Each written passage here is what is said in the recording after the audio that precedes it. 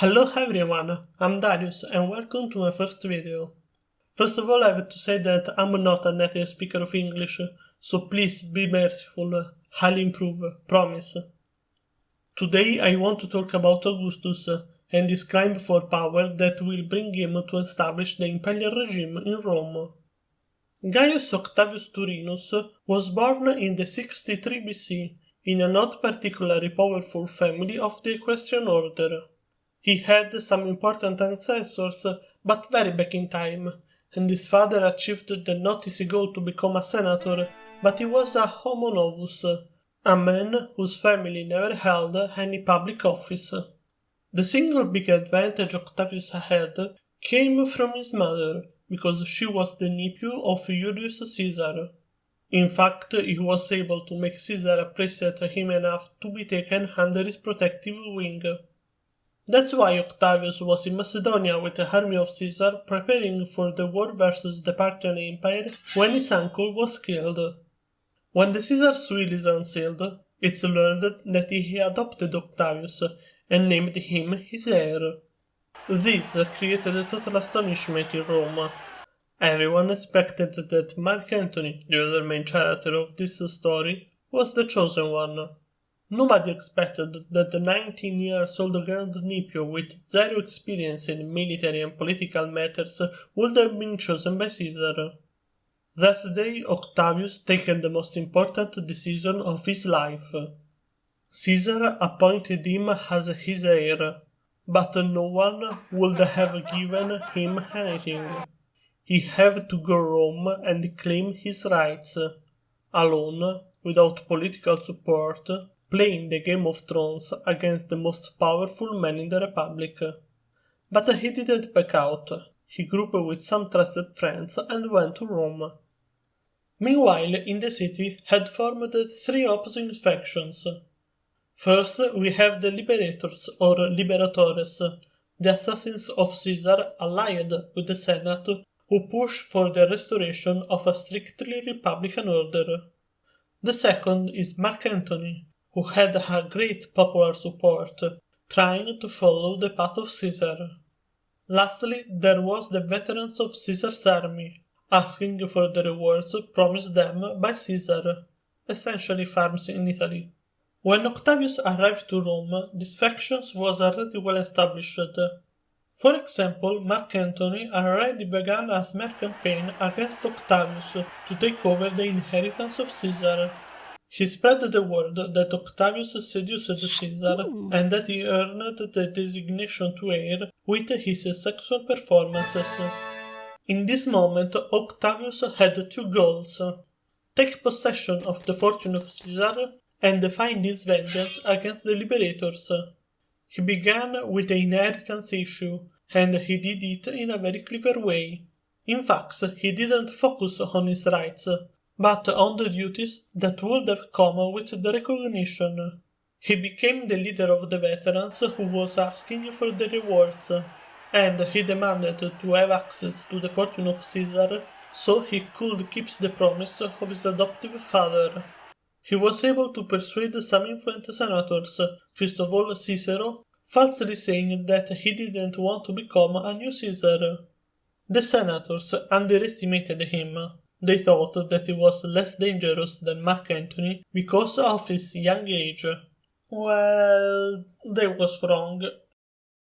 In a very brief time, Octavius achieved both of his goals. The Senate first declared the Liberators outlaws and enemies of the state, then recognized to Octavius the inheritance of Caesar, so Octavius changed his name in Gaius Julius Caesar Octavianus, taking the cognomen and the gentle name, the name of the family, from his adoptive father. Listen, in this way he was no more the son of a second-class family. Now he is the heir of one of the most ancient and noble family of Rome.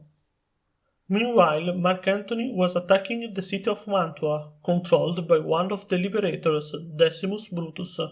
Not the famous one, this is another Brutus. Romans didn't have many names. Mark Antony couldn't accept the decision of the Senate to give the inheritance to Octavius, so he became a rebel. The Senate sent an army led by the two consuls, Gaius Vibius Pansa and Aulus Hirtius, to face these two threats. Obviously, Octavius seized the opportunity to shine and joined the army with the legions of veterans under his control. The army of the Senate won this war very quickly. Mark Antony, beaten, was forced to accept the will of the Senate, and Decimus Brutus fled, only to be assassinated shortly after. The two consuls led the army to victory, but they both died in battle, a very convenient fact.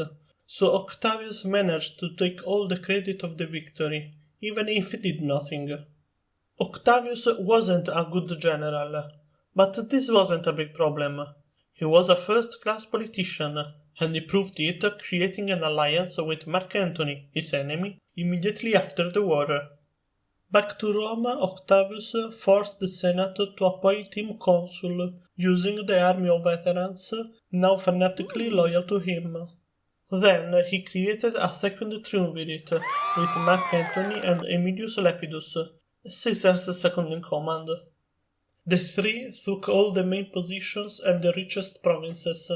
Together they dominated the Republic.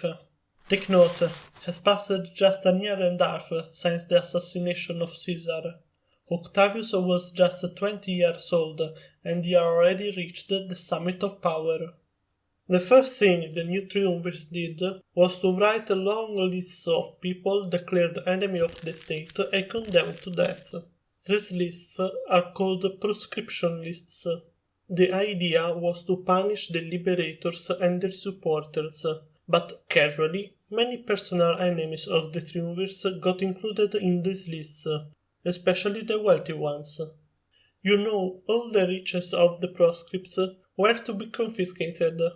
So in a single move they eliminated many of their political enemies and lined their pockets at the low cost of a little bloodbath, a sacrifice they are willing to make. One of the most famous names in this list was the one of Cicero, guilty of having insulted Mark Antony. Octavius didn't bother to protect Cicero, even though he gave him an invaluable support at the beginning of his career, just 1 year before. Cicero was reached by the men of the triumvirs when he was trying to flee. They cut his head and hands and took it back to Rome. The trophies was exposed in the Senate, a show to assert the absolute power of the triumvirs. But breaks over, the triumvirs had to go back to work. Was time to hunt down the last liberators remain. Most of the liberators was killed during the past year and a half, but two of them was still alive, Gaius Cassius Longinus and Marcus Junius Brutus. This is the famous one. They took control of the province of Macedonia and amassed a huge army with their allies in the eastern part of the empire. Officially, their purpose was to defend the Senate from the power of the triumvirs, but they just wanted to protect themselves. So Mark Antony and Octavius jointly attacked Macedonia. Meanwhile, Lepidus remained at Rome in order to keep the situation under control and to keep him away from the glory. The two armies crashed near Philippi in modern Greece during the October of the 42 BC. The crash consists in two real battles, with weeks of siege at the opposite HQ, before, between and after them. During the first battle, the liberators conquered Octavius' HQ. What a surprise! Octavius lost a battle. Octavius and his army are forced to an humiliating retreat inside Mark Antony's HQ. But with the second battle of Philippi, Mark Antony managed to defeat and kill the last two liberators. They commit suicide. Mark Antony and Octavius triumphantly came back to Rome and threw the head of Brutus at the foot of the statue of Caesar to show him that they accomplished their vengeance. Even this time, Octavius took advantage of a military victory didn't accomplished by him. In fact, he and Mark Antony relegated Lepidus in the province of Africa, putting him aside, and divided the empire and the public offices between themselves. Mark Antony took control of the eastern territories. He wants to begin the invasion of the Parthian Empire, planned by Caesar but never implemented. On the other hand, Octavius took most of the western territories, including Italy. He wants to give to the veterans the lands promised by Caesar. Notice that, in a sense, they split the legacy of Caesar and the burden to complete his projects. Octavius spent the next 2 years quelling a riot in Italy. Surprisingly, people wasn't happy to give their lands to the veterans. Lucius Antony, brother of Mark, was at the head of the riot, but they did not receive aid from the richer and more powerful brother. He had just met a certain Egyptian queen.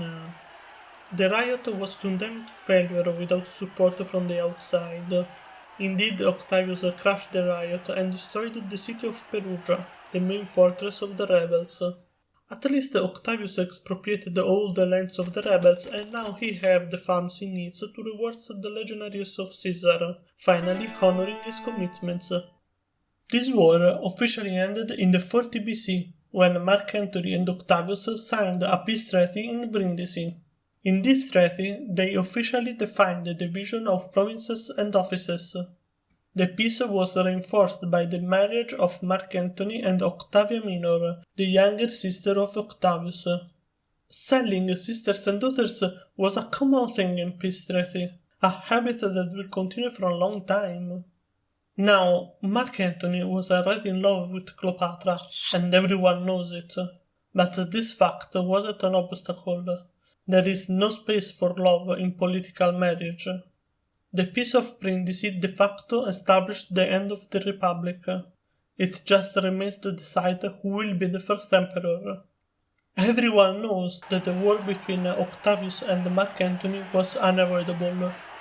Caesar was assassinated just 4 years before, and the attempt to bring back the real power in the hands of the Senate was completely and definitely failed. This truce lasted some years, but you don't have to think that they remain inactive. Mark Antony strengthened his power in the east, making alliances with the kingdoms submitted to Rome, first of all the Egypt of Cleopatra, and winning a war against the Armenia, that would become a new Roman province. Meanwhile, Octavius strengthened his relationships with the Roman aristocracy, for example marrying Livia Drusilla from the noble gens Claudia. Most importantly, he worked to eliminate the competition in the West. He began a long and humiliating campaign for the conquest of Sicily. Sextus Pompeius transformed the island in his private pirate kingdom and used it as a base for starving the city of Rome.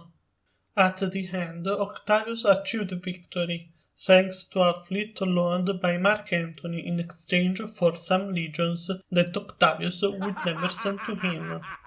In the naval battle of Naulochus of the 36 BC, Octavius' fleet, obviously led by Admiral Agrippa, not by Octavius, crashed the fleet of Sextus Pompeius.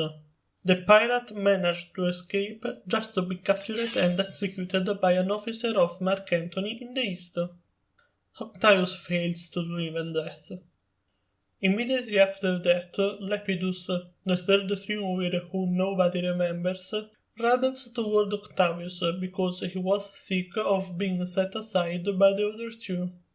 This time, Octavius' forces was overwhelmingly superior, and in no time the army of the rebel triumvir began a mutiny.